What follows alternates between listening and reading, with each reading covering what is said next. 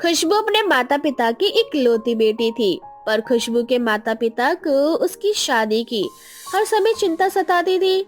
ऐसे ही एक दिन खुशबू कॉलेज से घर आती है और अपनी माँ से कहती है। माँ, तुम्हें पता है आज कॉलेज में मॉडलिंग के ऑडिशन हो रहे थे। मैं भी गई थी ऑडिशन देने। आखिर मुझे भी तो मॉडलिंग करनी है ना, पर मुझे निकाल दिया। और आप जानती हो मुझे क्यों निकाला? रहने दे, मत बता, क्योंकि मैं बहुत अच्छे से जानती हूँ कि क्या कहकर तुझे इस ऑडिशन से निकाला होगा। वैसे तुझे अपनी ऑडिशन की पड़ी है, पर यहाँ मुझे तेरी शादी की पड़ी है। बेटा, तू अपने शरीर पर क्यों ध्यान नहीं देती? तू क्यों इतना ज्यादा पतली है कि लड़के वाले तुझे रिजेक्ट कर देते हैं? माँ, तुम्हें क्या लगता है मैं अपने शरीर पर ध्यान नहीं देती? अरे मेरे जितना तो ध्यान शायद ही कोई देता होगा, पर मैं क्या करूँ, इतना खाने के बाद भी मोटी नहीं होती। खाती ही कहाँ है? सुबह का खाना बना कर दो तो बिना खाए कॉलेज चली जाती। कॉलेज में भी कुछ नहीं खाती, और शाम को कभी मन किया तो खा लिया, वरना तूने तो मानो जैसे कसम खा रखी है दाने को हाथ ना लगाने की। तभी तो इतनी पतली है, और अगर तू इतनी पतली रही तो मॉडलिंग का सपना भी भूल जा तू।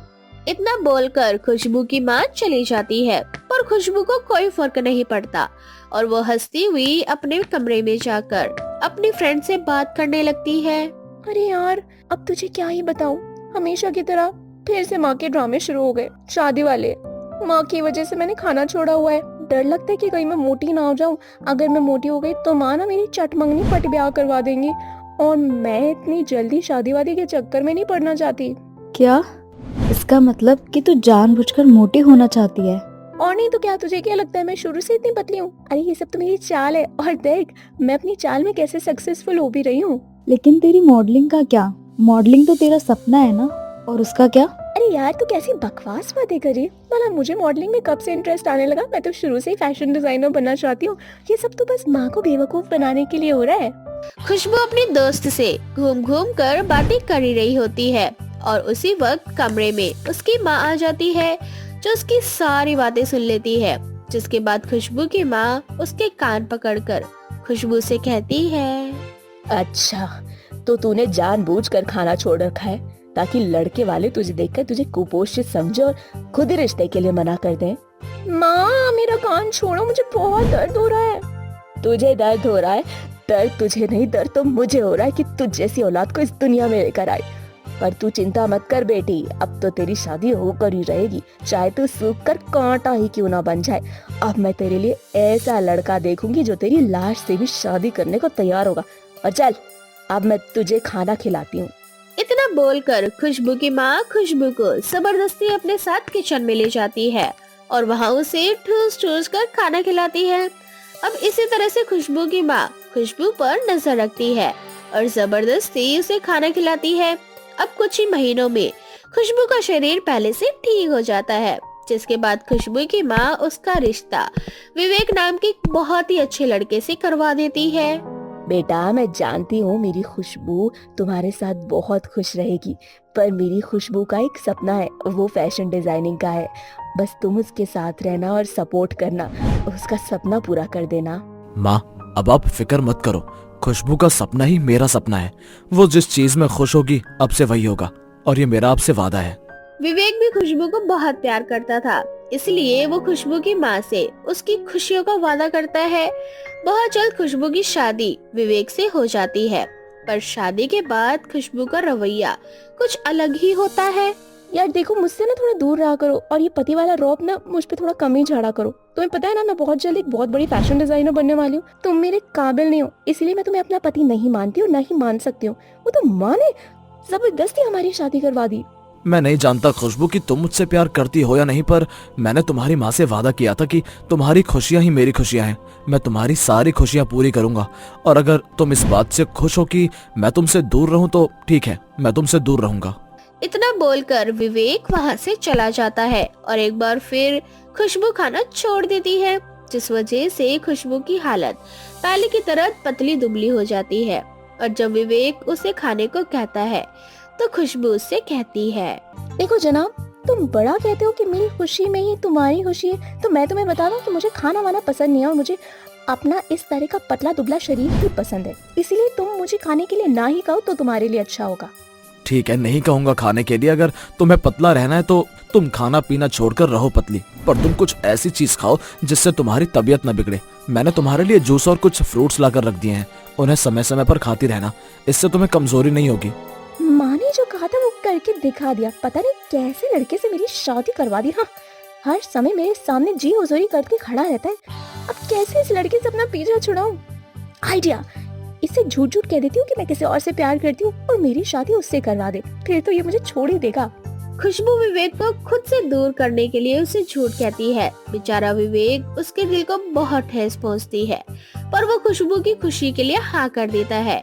खुशबू जब विवेक का सच्चा प्यार देखती है तो उसे अपनी गलती का एहसास होता है और वो विवेक से कहती है, विवेक मुझे माफ कर दो, पर शायद मैं तुम्हारे लायक ही नहीं। तुम मुझसे इतना प्यार करते हो और मैंने तुम्हारे प्यार का ही फायदा उठाया। तुमसे झूठ झूठ कहा कि मैं किसी और से प्यार करती हूँ, जबकि मैं किसी से प्यार नहीं करती। मुझे किसी से शादी नहीं करनी, और ये खाना छोड़ना तो मैं अपनी जिद बनवाने के लिए करती थी, तुमसे दूर होने के लिए। पर क्यों? क्योंकि मैं इतनी जल्दी शादी नहीं करना चाहती थी, पर अब मैं तुमसे दूर नहीं होना चाहती। मेरी सारी गलतियों को माफ कर दो प्लीज। खुशबू, माफ तो उसे किया जाता है ना जिससे नाराज होते हैं, और मैं तो तुमसे नाराज हूँ ही नहीं, क्योंकि तुम्हारी इस चालाकी के बारे में मैं पहले से ही जानता हूँ।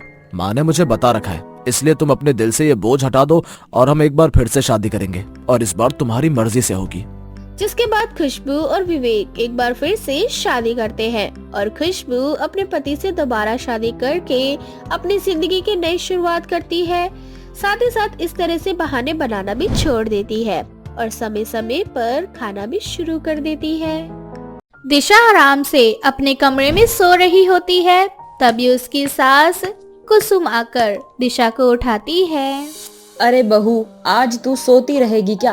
आज तुझे पानी पूरी लेकर नहीं जाना क्या? अरे माँ जी, मैं तो भूल ही गई। अच्छा हुआ समय रहते आपने मुझे उठा दिया।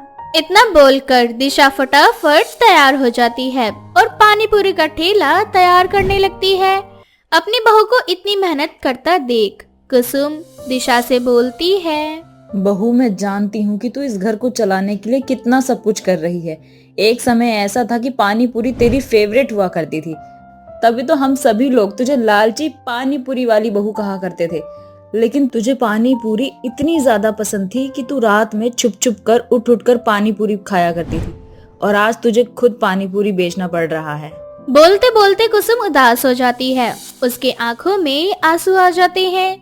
इसलिए दिशा अपनी सास को खुश करने के लिए बचकाने हरकतें करने लगती है। क्या माँ जी, आप सुबह सुबह सैंडी हो रही हो? अगर आप इसी तरह से रोना धोना लगाकर बैठोगे ना, तो मैं पानी पूरी के पानी में आपके आंसू मिला दूंगी। और आप नहीं जानते मैं खुद को कैसे कंट्रोल करती हूँ। आपकी कसम खाकर कह रही हूँ, एक भी पानी पूरी नहीं खाती, पर आप इस तरह से बातें करोगी ना तो मैं खड़े खड़े अकेले ही सारी पानी पूरी खा जाऊंगी। हाँ हाँ, नहीं होती सैंटी। अब चल अपना ठेला लेकर जा, वरना सुबह वाले जो ग्राहक होंगे ना वो भाग जाएंगे, और मैं तेरे लिए नाश्ता लेकर वहीं आऊंगी। फिर हम दोनों सास बहू मिलकर पानी पूरी बेचेंगे। अब दिशा अकेले ही अपना पानी पूरी का ठेला लगाकर बेचना शुरू कर देती है। कुछ देर बाद एक सब्जी वाला जिसका नाम हरिओम था, वो दिशा के पास जाता है और उससे कहता है, तुम्हारी पानी पूरी बिल्कुल तुम्हारी तरह टेस्टी है, पर हमको एक बात समझ नहीं आता कि तुम्हारा मर्द काम नहीं करता जो तुम पानी पूरी बेचती हो। हरिओम दिशा का रोज का ग्राहक था, इसलिए दिशा नहीं चाहती थी कि उसका एक भी ग्राहक कम हो। इसलिए जब भी हरिओम उसके पानी पूरी खाने के बहाने बात करता तो दिशा भी उससे बात करने लग जाती और हमेशा उसे बेवकूफ बनाकर उससे पैसे ज्यादा ले लिया करती, या तो फिर उसे जबरदस्ती ज्यादा से ज्यादा पानी पूरी खिला दिया करती। पर आज दिशा ने कुछ और ही सोच रखा था। हरिओम जी, मेरी मदद तो वो तब करवाएंगे ना जब मेरे साथ रहते होंगे।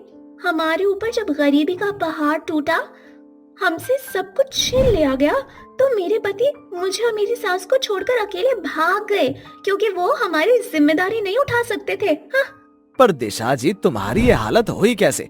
अगर तुम लोग अच्छे घर से थे तो आज पानी पूरी क्यों बेच रही हो तुम? हरिओम जी, हमारी ये हालत भी मेरे उस निकम्मे पति की वजह से हुई है। मेरे ससुर जी का एक छोटा सा बिजनेस था। मेरे ससुर जी के खत्म हो जाने के बाद सारा बिजनेस अकेले मेरे निठल्ले पति ने संभालना था, पर उसे तो अय्याशी करने की आदत थी। उसने बिजनेस नहीं संभाला और हमारा बिजनेस डूब गया। फिर क्या था, हम करोड़पति से रोडपति बन गए और मेरा पति वो ऐसा निकला जो हमें मुसीबत में डालकर भाग गया। ये सब सुनकर बहुत दुख हो रहा है जी। दिशा जी, हमें तो अगर आप हमारी बीवी होती ना तो हम आपको कभी नहीं छोड़कर जाते और ना ही आपको कभी पानी पूरी बेचने देते, बल्कि हम तो आपको अपने हाथ से पानी पूरी खिलाते। हरी जी, अगर आप सच में मेरी मदद करना चाहते हैं तो आप मुझे अपनी सब्जियां फ्री में क्यों नहीं दे देते?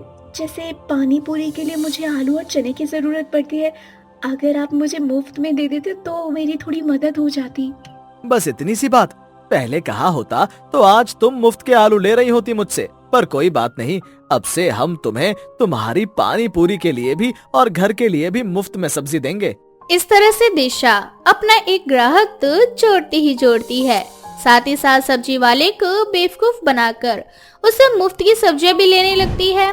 समय के साथ दिशा का लालच बढ़ने लगता है और वो सोचती है कि क्यों ना कुछ परमानेंट ग्राहक बांध लिया जाए।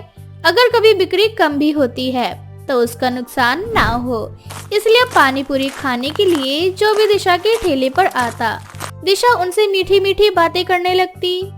क्या आपकी राशन की दुकान है? काश मैं भी आपकी तरह बड़ी सी राशन की दुकान खोल पाती, पर यहाँ तो कुछ बचता ही नहीं है। पानी पूरी बेचकर जो भी पैसे आते हैं वो पानी पूरी का सामान लेने में ही खर्च हो जाता है।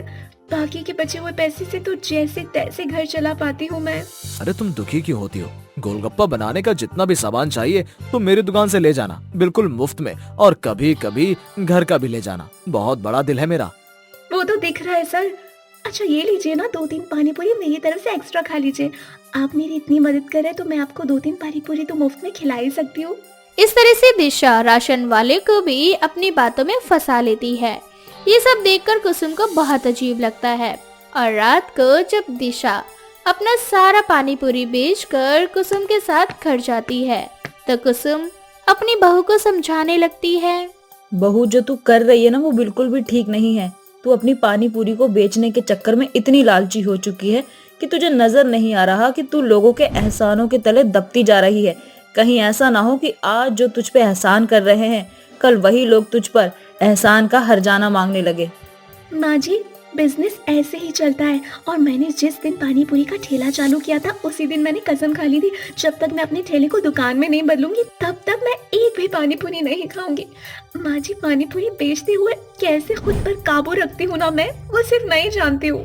कुसुम के बार बार समझाने पर भी दिशा को कुसुम की बातें समझ नहीं आती और वो इसी तरह से लोगों को बेवकूफ बनाकर उनसे मुफ्त का सामान लेकर पानी पूरी बेचने लगती। अब दिशा का पानी पूरी में 1 रुपया भी नहीं लगता और मुनाफा भी बढ़ जाता है। दिशा अपना मुनाफा और बढ़ाने के लिए अब पानी पूरी में मिलावट करने लगती है। बहू, हमारा काम तो बहुत अच्छे से चल रहा है और जल्द ही तू अपनी दुकान खोल लेगी। और वैसे भी पानी पूरी को बनाने में जो भी सामान लगता है वो तू खरीदती तो है नहीं, तुझे मुफ्त में मिलता है सब कुछ। फिर तू पानी पूरी में मिलावट क्यों कर रही है? माँ जी, आपने भीड़ देखी है कितनी हो जाती है। लोगों की इतनी डिमांड है हमारी पानी पूरी की कि दोपहर में ही हमारा पानी पूरी खत्म हो जाता है और हमें खाली हाथ घर आना पड़ता है। बस इसीलिए मैं मिलावट कर रही हूँ ताकि हमारी पानी पूरी की दुकान शाम तक चलती रहे और ग्राहकों की भी लाइन लगी रहे। पर बहू, इतना लालच नहीं। माँ जी, ये लालच नहीं है, सब ऐसा करते हैं। इस तरह से मिलावट करके दिशा अपनी दुकान बनाने की सोच लेती है और बहुत जल्द दिशा पानी पूरी के ठेले से अपनी खुद की पानी पूरी की दुकान खोल लेती है। और जिस दिन वो पानी पूरी की दुकान खोलती है उस दिन वो अपने हाथों की बनाई हुई पानी पूरी खाती है। जब दिशा अपने हाथों की पानी पूरी टेस्ट करती है तो उसे पानी पूरी का स्वाद बहुत गंदा लगता है और तभी एक औरत दिशा की दुकान पर आती है और उससे कहती है, अरे बहन, तुम पहले कितना अच्छा पानी पूरी बनाती थी, पर अब तुम्हारी पानी पूरी में इतनी मिलावट करती हो कि तुम्हारी वजह से मेरे बच्चे की तबीयत खराब हो गई है। अब अपनी पानी पूरी तुम खुद ही खाओ जैसे अभी खा रही थी। एक बात और, अगर मेरे बच्चे को कुछ हुआ ना तो मैं तुम्हें नहीं छोड़ूंगी। इस तरह से उस दिन दिशा के एक भी पानी पूरी नहीं बिकते और उसके बंधे हुए ग्राहक भी पानी पूरी लेना बंद कर देते हैं। जिसके बाद दिशा को अपनी गलती का एहसास होता है और वह फिर से पहले की तरह अच्छी पानी पूरी बेचना शुरू कर देती है, वो भी बिना किसी लालच के और बची हुई पानी पूरी को घर जाकर अपनी सास के साथ खुद भी खाने लगती। ये कहानी आदर्श नाम के एक छोटे से गांव की है, जहां 3 भाई मंडप पर शादी करने के लिए बैठे होते हैं। तभी वहां तेज हवाएं चलती हैं और उनके सामने 3 गर्भवती चुड़ैलें आ जाती हैं। गर्भवती चुड़ैलों को देखकर पहला दूल्हा राम बोलता है, सिया, तुम चुड़ैल, ये सब क्या है? मुझे अपनी आंखों पर विश्वास नहीं हो रहा कि जो मैं देख रहा हूँ वो सब सच है। माँ, हम ये सब क्या देख रहे हैं? तुमने तो कहा था कि हम तीनों की बीवियों ने घर में चोरी करी और घर के सारे गहने पैसे लेकर किसी पराये मर्द के साथ भाग गई। माँ, सच बताओ, क्या आपने हमसे झूठ कहा था? हे भगवान, ये कैसे दिन दिखा रहा है तू? मेरे बच्चों, तुम्हें अपनी माँ पर जरा भी भरोसा नहीं है? तुम्हें सच में लगता है कि मैंने तुमसे झूठ कहा था? बेटा, मैं सच बोल रही हूँ। मैंने अपनी आँखों से देखा था तीनों बहुओं को घर में चोरी करते हुए। मैंने इन तीनों को काफी रोकने की कोशिश की, पर इन तीनों ने मुझे धक्का मार दिया और मेरे सर में चोट लग गई। और जब मेरी आँख खुली तो मैंने इन तीनों को किसी और के साथ देखा। बेटा, मैं झूठ क्यों बोलूंगी, तू ही बता। बुढ़िया, तेरी मौत तेरे सामने खड़ी है। हम तीनों गर्भवती बहन आज चुड़ैल बनकर तेरे सामने तेरी जान लेने के लिए आए हैं, और तू अभी भी झूठ बोल रही है। करण, तुमने सोच भी कैसे लिया कि मैं घर में चोरी करूंगी और किसी दूसरे आदमी के साथ भाग जाऊंगी? मैं तुम्हारे बच्चे की माँ बनने वाली हूँ। आज भी हमारा बच्चा मेरे पेट में पल रहा है। भाग्यवान, अब तो सच बोल दो, आखिर सच क्या है? तुमने हमारी बहुओं के साथ क्या किया? बाबूजी, मैं बताती हूँ आप लोगों को सारा सच। रामदयाल के 3 बेटे थे। रामदयाल ने अपने तीनों बेटों की शादी दीनानाथ की तीनों बेटियों के साथ करवा दी थी, क्योंकि वो तीनों बहुत ही संस्कारी थे। शादी होने के कुछ दिनों बाद पता चलता है तीनों बहनें गर्भवती हैं, परंतु ये बात मीना को बिल्कुल भी पसंद नहीं आती, क्योंकि वो अपने तीनों बेटों का विवाह अपनी सहेली उर्वशी की बेटियों के साथ करना चाहती थी। परंतु जब ये बात मीरा को पता चलती है कि उसकी तीनों बहुएं गर्भवती हैं, तो वो मन ही मन सोचती है, हे भगवान, अब मैं क्या करूं? आखिर कैसे इन तीनों गरीब लड़कियों से अपना पीछा छुड़वाऊं? अगर इन तीनों का बच्चा हो गया तो मेरे बेटे की शादी मेरी सहेलियों की बेटियों से नहीं हो पाएगी, जो कि करोड़पति हैं। कुछ तो करना पड़ेगा मुझे। मीरा, सोच मीरा, कुछ सोच। जहाँ मीरा ये सब कुछ सोच रही होती है, वहीं मीरा के तीनों बेटे और उसका पति उसके पास आता है और बोलता है, अरे ओ भाग्यवान, ये अकेले बैठी क्या सोचती रहती हो? क्यों? अब मैं कुछ अपनी मर्जी से सोच भी नहीं सकती? वो भी मुझे आपसे पूछ के करना पड़ेगा। क्यों छोटी छोटी बात पर गुस्सा होती रहती हो? हम तीनों तो यहाँ आपको एक खुशखबरी देने के लिए आए हैं। कैसी खुशखबरी?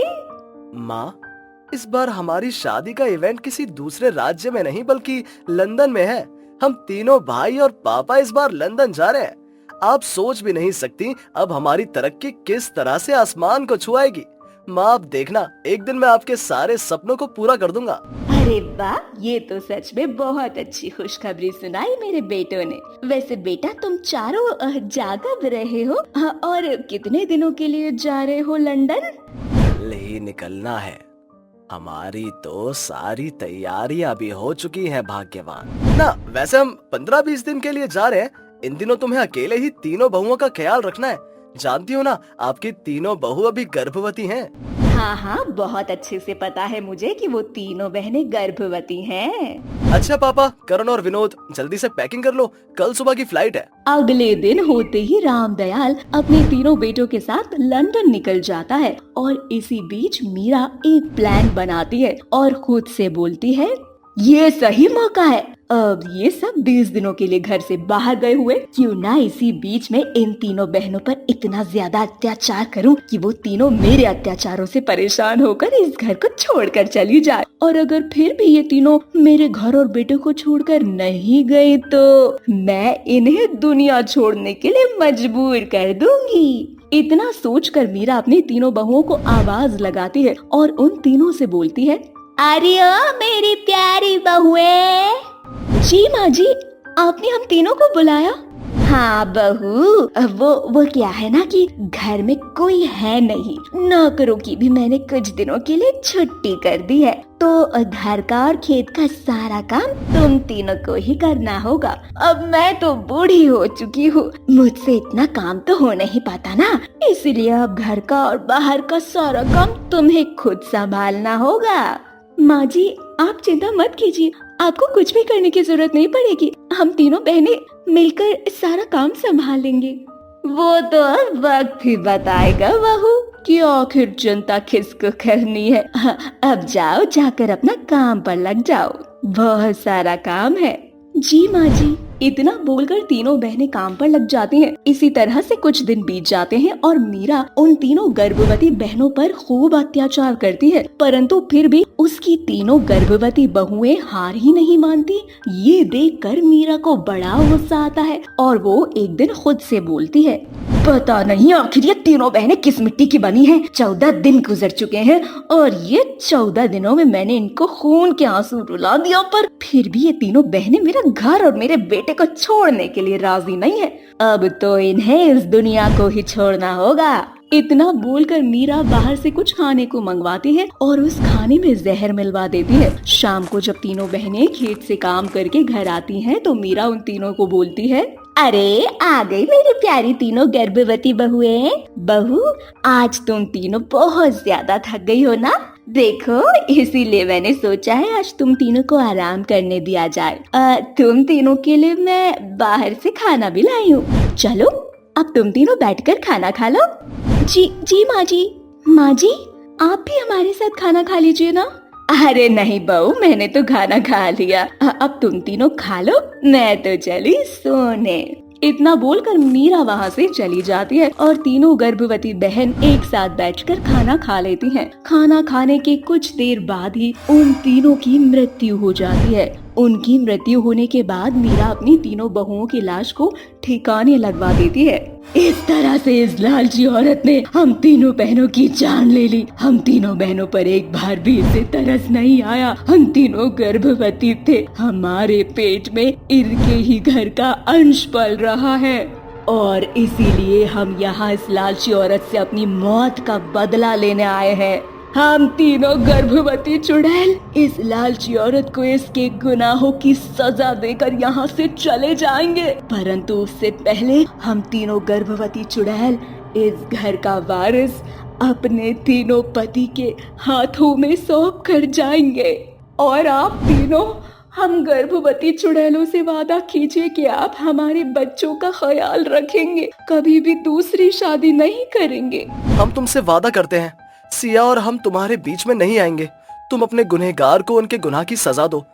जिसके बाद वो तीनों गर्भवती चुड़ैल अपनी सास को उठाकर पहाड़ी पर से नीचे फेंक देती हैं और इस तरह से मीरा की मृत्यु हो जाती है। उसकी मृत्यु होने के बाद चील कौवे उसके शरीर को नोच नोच कर खाते हैं। कुछ दिनों बाद तीनों गर्भवती चुड़ैलों की संतान इस दुनिया में आती है और वो अपने बच्चों को अपने पतियों के हवाले करके हमेशा हमेशा के लिए चली जाती हैं।